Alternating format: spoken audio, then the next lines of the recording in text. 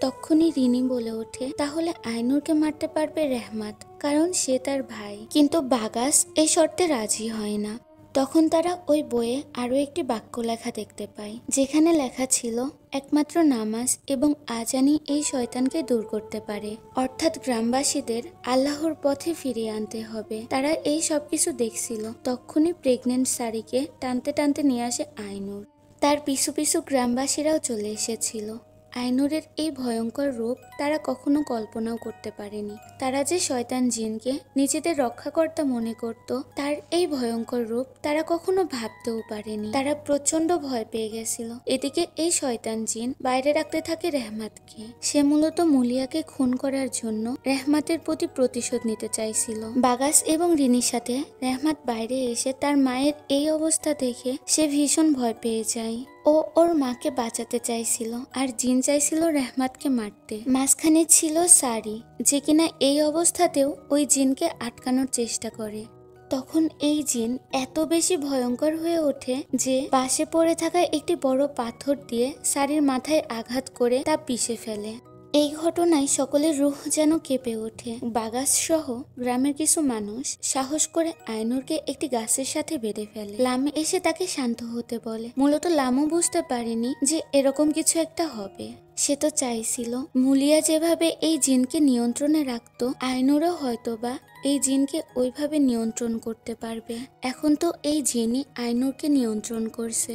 এই জন্য সে আইনুরের হুঁশ ফেরানোর চেষ্টা করে, তবে এতে কোনো লাভ হয় না। বরং ওই জিন আক্রমণ করে এবার লামের ওপর। সে তার গলা চেপে শূন্যে তুলে ফেলে এবং গলার মধ্যে একটি রড ঢুকিয়ে তাকে মেরে ফেলে। এরপর সে সকলের উদ্দেশ্যে বলে, এই মেয়েটিকে কেউ আমার থেকে আলাদা করতে চাইলে সে সবাইকে মেরে ফেলবে। এখন থেকে কোনো মানুষ তার উপর হুকুমদারি করতে পারবে না, যেটা এতদিন যাবৎ মুলিয়া করে এসেছিল।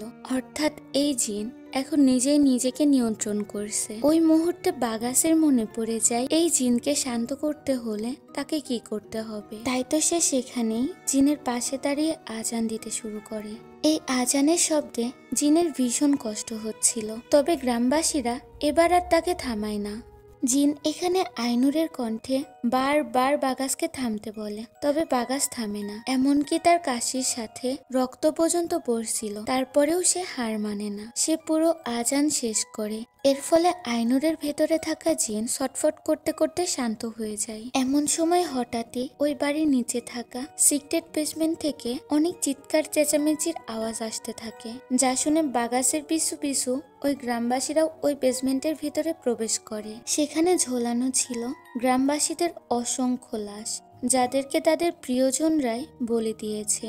এই বলি দেওয়া লাশগুলোকে ঝুলিয়ে রাখা হয়েছিল এবং তার নিচে রাখা হয়েছিল একটা করে কলস, যে কলসে টিপটিপ করে পড়ছিল ওই লাশের বর্জ্য। এভাবেই ধীরে ধীরে কষ্ট দিয়ে প্রত্যেককে মারা হয়েছিল। এত কিছু দেখে গ্রামবাসীরা বুঝতে পারে যে তারা কিসের বিনিময়ে এতদিন ধরে এত সুযোগ সুবিধা পেয়ে এসেছে। তারা এইসব লাশ দেখছিল। ওই সময় আমরা বাইরের দৃশ্য দেখতে পাই, যেখানে আইনুরের ভিতরে থাকা ওই জিন রিনির সাথে কথা বলতে শুরু করে এবং তাকে জানায় ভেতরে রয়েছে অসংখ্য লাশ, যা শুনে রিনি অনেক ভয় পেয়ে যায়। এমন সময় হঠাৎই বিদ্যুৎ চমকে ওঠে। দেখা যায় আইনুর সেখান থেকে গায়েব হয়ে গেছে।